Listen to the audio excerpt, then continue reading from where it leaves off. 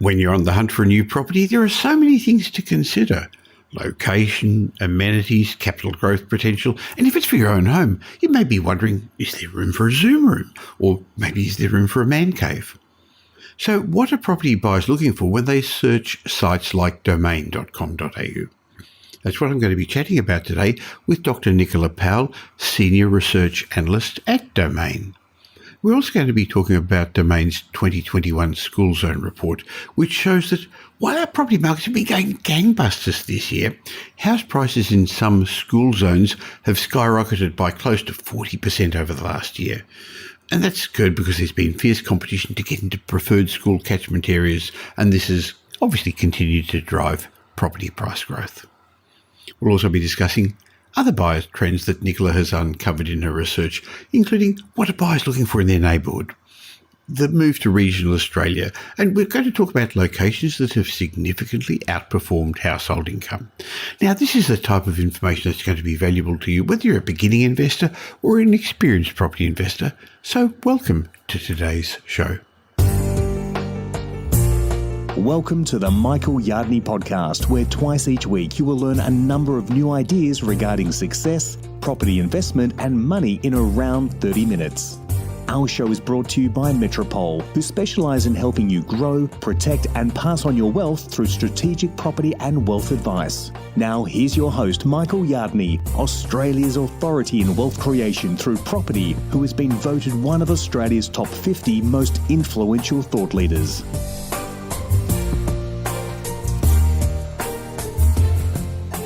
How will the pandemic shape consumer behaviour in the future?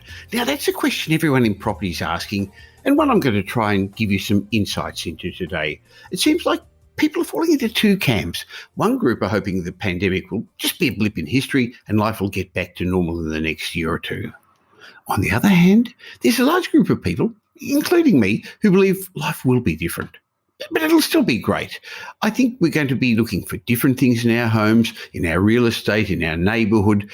But to better understand what people are searching for when looking for their next home, I'm looking forward to my chat today with Dr. Nicola Powell, Senior Research Analyst for Domain. Now, Nicola's a leading force behind Domain's data reports and the other things that keep Australia's public up to date with what's happening in the market. She's well known as a property expert, featuring regularly in broadcast and print media, as well as all of Domain's media channels. Welcome again, Nicola. Hello, Michael. It's such a pleasure to be on your podcast again. Fantastic. Thank you. Now, I know that you love the data. You do that all day. And I know your recent buyer demand report indicates what people are looking for, their search behaviour on Domain. You're wanting to understand what's happening and how that's impacting what properties are listing, selling and price growth. Are there any particular trends that have stood out for you this year as much of Australia has been locked down? Look, it's been a really interesting year and a bit, really, for real estate. I think, the pandemic really has been a bit of an impetus for change. It has driven a social and lifestyle shift. I think we've seen a greater interest in outer suburbia in terms of buyer demand, but also into regional Australia as well. And I think, one of the key things when looking at the data and seeing where demand is, we've really seen our suburbs become activated.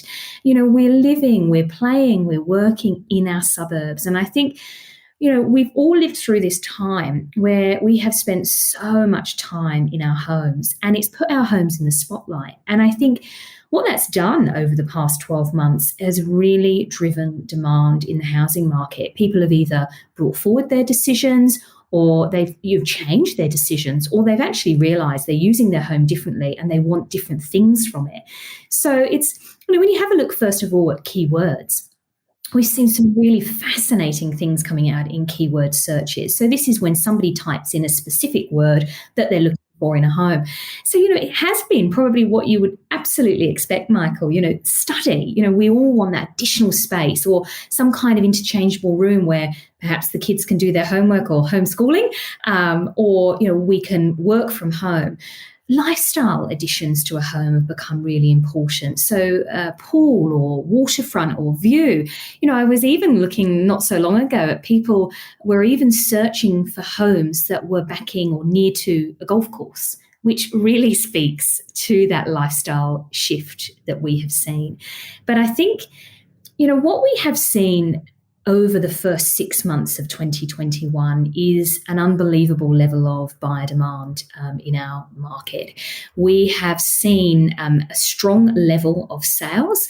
So over 2021, it was the busiest first half year of a calendar year on record across our combined capital cities. So the number of sales that occurred over the first 6 months of this year were 28% above the decade average and 60% above the decade average in regional Australia. And that really speaks to that influx of demand that we saw following lockdowns of 2020. I think in terms of the demand and what we've seen coming from buyers, we have Domain's buyer demand indicator, and that specifically looks at high intent actions made on Domain. So whether it's shortlisting a property or sending an inquiry or viewing the carousel of photos multiple times, we track that over time and produce an index to help us understand what is the level of buyer demand in the market. And I think what's interesting is the intensity of buyer demand peaked back in March of the year, and that peak was reached for our combined capital cities. In regional Australia, though, what has been interesting is that buyer demand has remained relatively stable throughout this year. It did reach a peak in July, but I think when you drill down as well to the different capital cities, we saw that peak being reached at various different stages or different times, across our different capital cities. And that reflects the localised markets in each of our capital cities. So it's interesting, Nicola, that buyer demand peaked in March, which is interestingly when capital growth peaked. So we're still growing strongly, but it seemed to be that it was around that time of the year that growth was its strongest. We've seen phenomenal rates of growth in our capital city markets this year and regional Australia. And it's the first time we've got every single capital city rising since the post-GFC rebound, when we saw all capital cities increase over the quarter post-GFC. But it's been consistent, and we've continued to see this synchronised behaviour of our capital city markets. But I think in terms of that peak, what we did see is Sydney and Melbourne reached a peak in buyer demand sooner than the other capital cities. And I think we're starting to see that was the start of our capital cities moderating in terms of the level of demand in the market. I think particularly the fact that it peaked sooner in Sydney and Melbourne, where we've got greater affordability issues in those two major capital cities anyway, because that's associated with higher median prices. But we've also seen those two cities see rapid rates of growth, particularly in Sydney. And one of the other interesting things that speaks to that affordability, and I really think it's been affordability that's been weighing on buyer demand. People have done their sums, whether they're upsizers, whether they're first home buyers, and they're just not seeing that the sums add up for them to make that move. In Sydney, it was a bit of a turning point in July of this year. We saw Domain's buyer demand indicator for houses and units on par again. And this followed 5 months of heightened buyer demand for houses compared to units. So I think that firstly does speak to affordability, but it also speaks to the reemergence of investors that we know have been trickling back into the market. Obviously, one of the restraints for buyers, especially in Sydney, has been the increasing cost of housing. And as the gap between the value of houses and the value of apartments has only widened, I guess some people had to smartly think, well, maybe not those inner city high-rise apartments, but a family-friendly apartment that Sydney's so well known for. I mean, Sydney led the charge in Australia in apartment living. Have you seen any trend in the inner city high-rise towers now that the value of those has dropped a bit, vacancies are high there, and people are trying to on-sell those? Is there an interest in them? Yeah, so going back to your first point, we've got a record price gap in the Domain house price and unit price series, a record price gap between purchasing a house and a unit across many of our cities.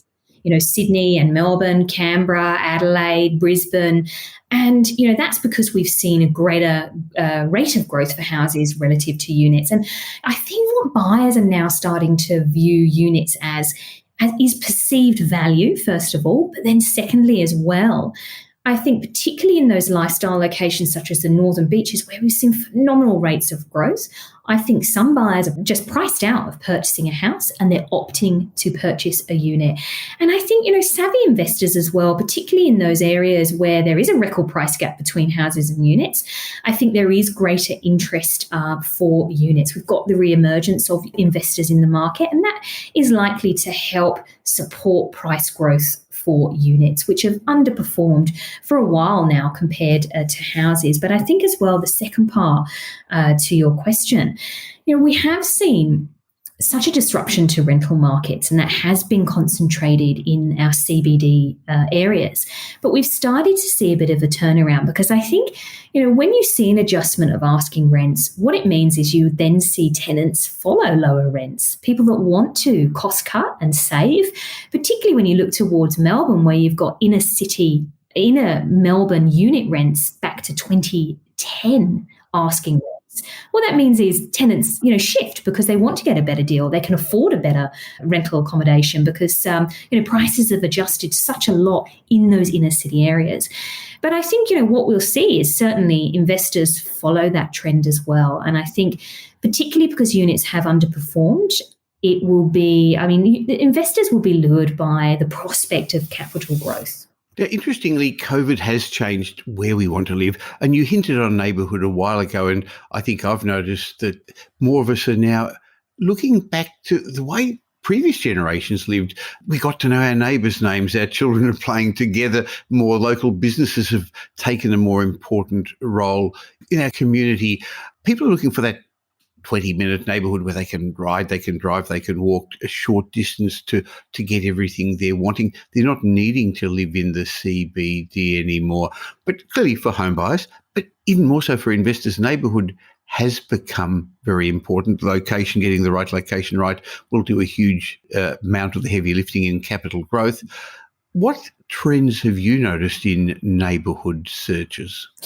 We have definitely seen our suburbs become activated. When you have a look at our big capital cities, I'm talking Sydney, Melbourne, Brisbane, Perth, they were typically what has been described as a fried egg city. So you've got the CBD where the hipsters are, and then you've got the egg white suburbia where you live with your kids and you're raising your children. But in a post-COVID world, we've definitely seen our suburbs become activated. We've seen greater search behaviour in those outer suburb locations. Even when you look at the growth in house and unit prices by bedroom, the bigger the house, the more bedrooms it has, the greater the price growth. And that translates the same trend to units. But I think in a post-COVID world, we are seeing our suburbs being activated. We are working, living and playing in our suburbs. And we're going into the city occasionally, obviously outside of lockdowns. And that concept has been around for some time. As you described it, it's that 20-minute city. But I think we have seen our outer suburbs get a new lease of life.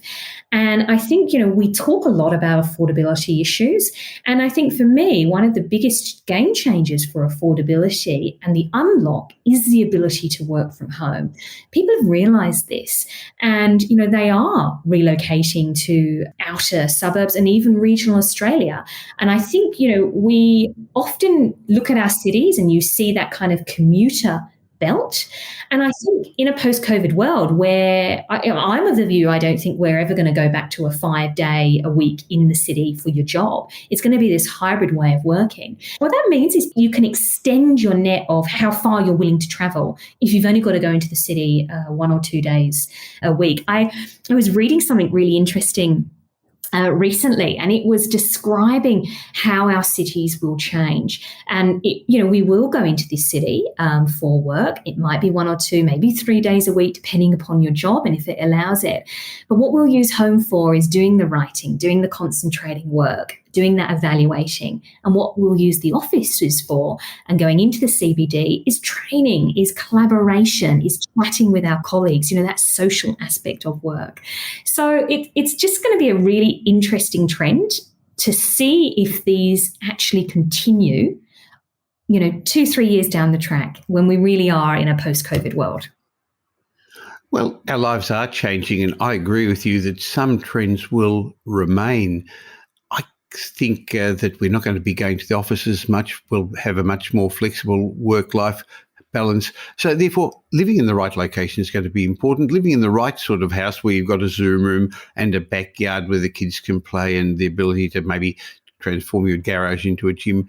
But for a lot of people with school-aged children, another factor is, well, where are they going to go to school? Who are going to be their mates as they grow up? How important is schools and school zones, good school zones, in selecting a property? What have you noticed in your searches? They are hugely important. What we found, and we produce on an annual basis our school zones report. So this cuts house price data by public school catchment zones for primary and secondary school. The boundary, and what we found in this research, is the boundary of a public school zone can influence property decisions. And I think, particularly when we're in an environment where we've got weak wages growth, the cost of private school fees and escalating house prices, I think that places even additional pressure on the public school system and particular school catchment zones. When we did this research, what we had a look at is firstly, the percentage of school zones that increased in property price, and largely we found the majority of school catchment zones in our cities, but also in our regional areas, increased in house prices. That's what we would expect because we've got a rising property market across Australia. But the interesting one was we had a look at the school catchment zone and the impact and difference of price growth in neighbouring school catchment zones. And there were some that were neighbouring school catchment zones when they even varied in the direction of price growth. So what that suggests is the school catchment zone is having some influence on prices. But then we also had a look at the growth in house prices in the school catchment zone and compared it to the growth of the suburb in which the school catchment zone is located. And across our cities, we saw 46% of primary and secondary school catchment zones outperformed the respective suburb in which they are located in. And most of those saw an up to 10% additional house price growth compared to the suburb. So I think what's interesting this year compared to last year, we kind of predicted last year what we would see as lifestyle locations and regional school catchment zones would see a greater increase in house prices, and that's what we've seen this year. So we've actually published those catchment zone details for Melbourne, Sydney, Brisbane and nationally on Property Update, and I'll leave a link in the show note and links to your domain report. I've found it fascinating. Of course, there's nothing new about this, but at these times, people are prepared to pay an even bigger premium. There's a flight to quality. Absolutely. I think we all, no matter what your price point is, we all place an importance on education. And there are a variety of different median house prices in the top performers. And some of them we've seen above 30% annual growth in house prices. So I think, you've hit the nail on the head. It is about quality. I think we all want the best for our children. And it's not the factor, but it's one of the factors that goes into the decision-making process of when you're purchasing a home. And it wasn't just in the high-end suburbs either, was it? No, it was across a variety of different price points. One of the interesting cities was Brisbane. So largely what we found, it was really that outer suburbs, the family-dominated areas, the development areas where it's more affordable to purchase a detached family home where you've got a backyard. They were seeing some of the biggest growth in school catchment zone house prices. Now, Nicola, wages haven't gone up much this year. Property values have gone up considerably. And for that reason, as we started to say earlier on, affordability is becoming an issue. But for a lot of people, their houses have actually earned more than they have over the last year. Where are the suburbs in your reports where house price growth has outstripped annual wages growth? We've seen 33% of suburbs included in the analysis have a higher growth rate than the annual household income.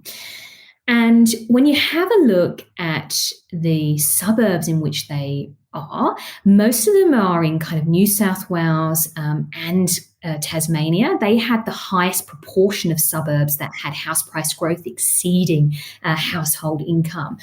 But for some examples, Dover Heights in Sydney, in the city and east, had just over $1 million more greater increase in property price versus the household income.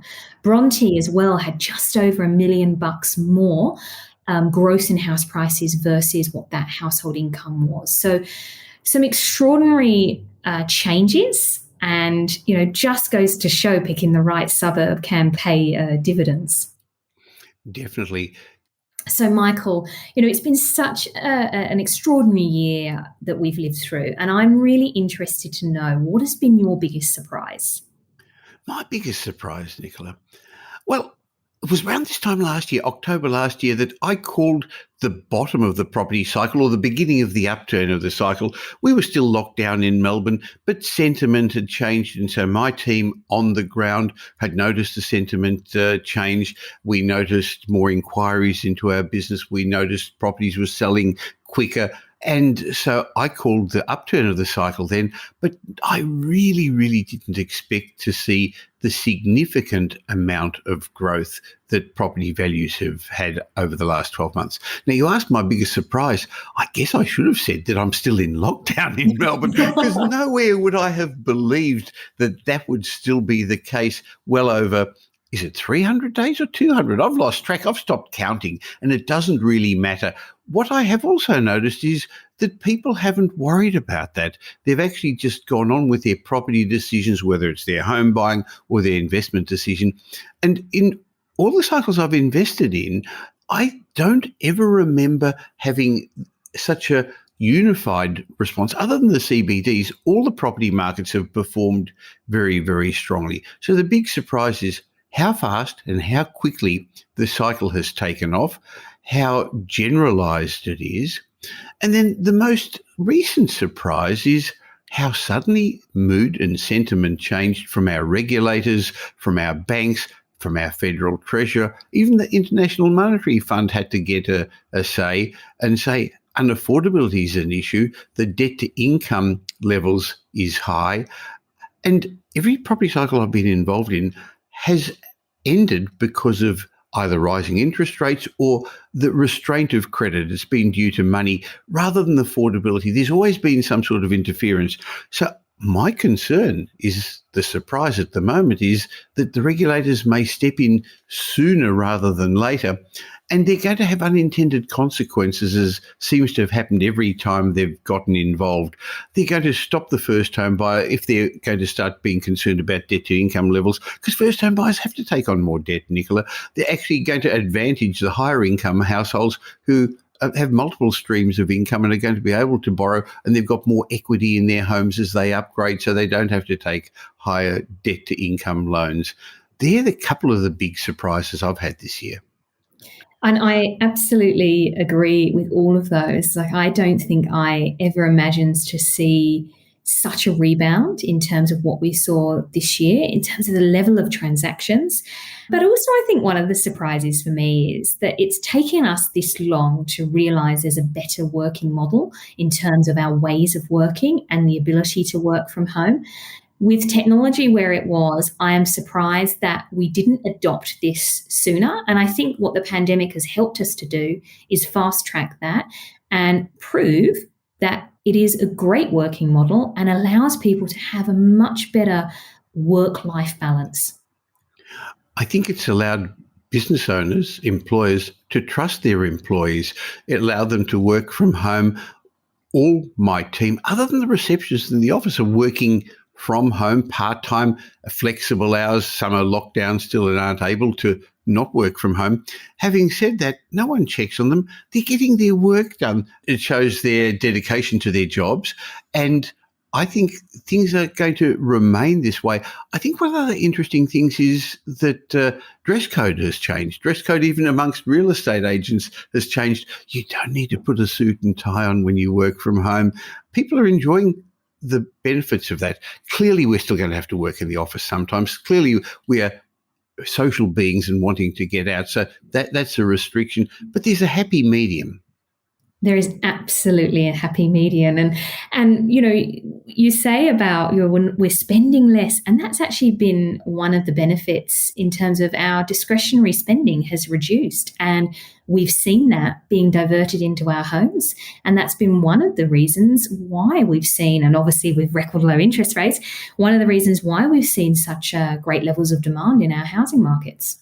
Well, it's been a cycle of upgraders. As you said earlier on, tenants have got choices now. Some are wanting, because rents are cheaper, to be able to move to better accommodation. A lot of them have become first home buyers. And I think that's a really, really good thing that's happened this year, the huge level of people getting a foothold on the property market.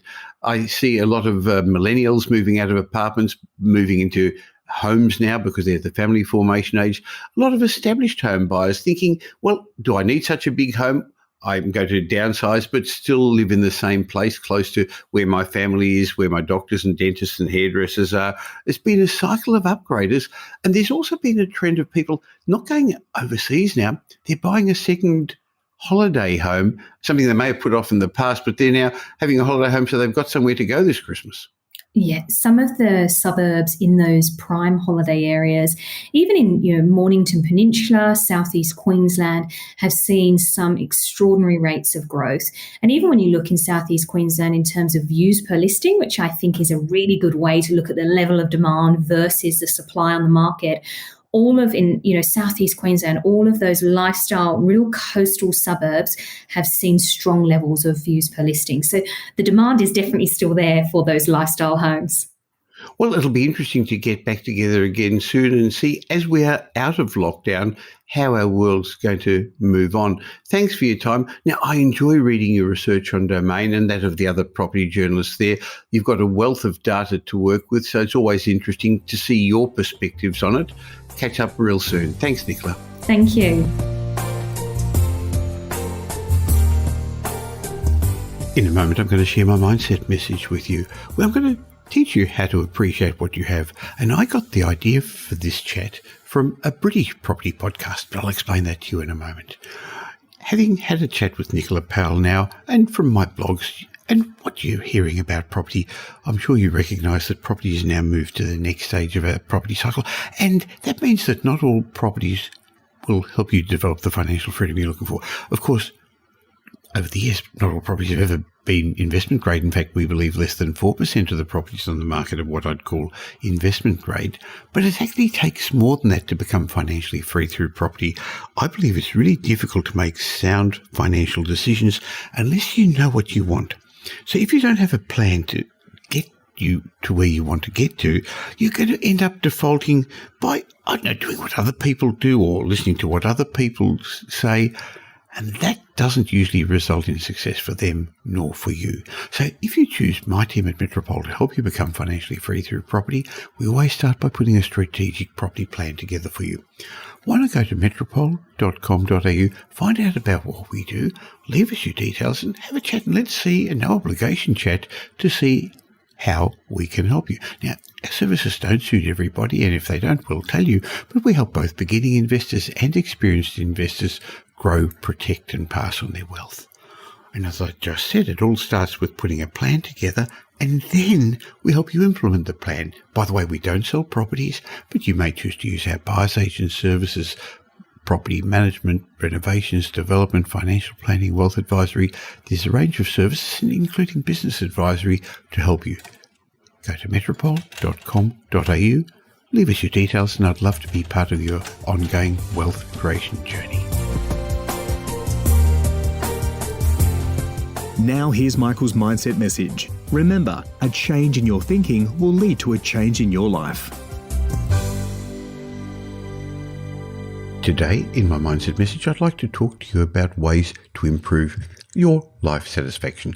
And I got the concept for today's chat from a blog I read from Rob Dix, who interestingly runs a British property podcast. And I was interested to read that he said that happiness is the art of wanting what you already have. Isn't that interesting? Let me repeat that. I think it's worth it. Happiness is the art of wanting what you already have. Now, somehow without trying, I think I've actually got this attitude. I'm happy with my life. When I'm at home in Melbourne, I'm happy here in Melbourne. When Pam and I travel overseas, not that we've done it this year, when we're travelling, I never want to come back. I'm happy with that. I'm happy with the food I've chosen at the restaurants. I think it's actually quite good. I don't actually say, oh, gee, that meal over there looks good. I don't want to swap my problems for somebody other problems when things go wrong either. In other words, the grass is always greener on my side of the fence than it is on the other side of the fence. And that's good. I'm happy pretty much of the time, and I don't really experience any sort of jealousy. Now, I know you could be saying, well, that's easy for you, Michael, because you've been lucky or you've achieved a lot and you're wealthy, and you're entirely right. But I also know plenty of extremely unhappy people with great material wealth and what others would consider wonderful lives. So I believe this wanting what you have attitude can be practiced whatever your current situation. So how do you do this? Well, I think the first thing you should do is practice noticing what's great about what you've got. You see, our mind has evolved to notice what's not good about our current situation, and that's on purpose to help us strive to improve. I think about it, if our ancestors sat around being thrilled that they had one bucket of grain to last them through the whole winter, none of us would be here today. So we unconsciously go through our day noticing that our house is too small, our children are being difficult, our job is dreary. So to counter this, my suggestion is to develop the habit of noticing what's great about what you've got. Your house is situated in a great suburb. Your kids are spirited. They're inquisitive. Your job has got great potential, and you've got the ability to then go home after your job and enjoy your life. So at the start, this is something you've sort of got to consciously force yourself to do. And I learned this technique many, many years ago. So every morning when I get up, I think of a list of things that I'm grateful for. I do that every day. And it's usually about 5 things. And it's got to be different from the day before. Otherwise, you sort of cheat, don't you? Over time, though, this becomes a habit, crowding out the habit of noticing what you're not happy with. The second way to be more happy with what you've got in your life at the moment is to speculate about what's bad in somebody else's situation. Now, again, a natural instinct, and that's particularly more obvious today in the days of social media, is to look at somebody else's possessions or situations or jobs and want that for ourselves. It's difficult to want what we have, to be happy with what we've got when we're busy wanting what somebody else has got. So I'm going to suggest you try the habit of reverse jealousy. Go out of your way to point out what might not be so good about somebody else's situation. Wow, the logistics of staffing that business with 60, 80 employees and all the hassles that come with that must be a nightmare. Oh, look, that kid, he may be really good at sport, but he actually doesn't have much of a social life because every weekend he's got to be training. Oh, he must be constantly worried about his beautiful new Lamborghini car that people are going to scratch it if he takes it out in public. So now, long term, this isn't healthy. I'm not suggesting that you shouldn't be happy for other people's success. In fact, that's one of the traits of successful people, that they're happy when other people are successful. But I'm suggesting this more as a deprogramming exercise to kickstart your own satisfaction, flipping your potential jealousy for other people, noticing, hey, what's not so good about it? Because remember, we tend to see our problems in more detail than others. There's no such thing as a perfect marriage, a perfect business, a perfect job, a perfect house, a fantastic property portfolio, a perfect health, or a perfect anything, really.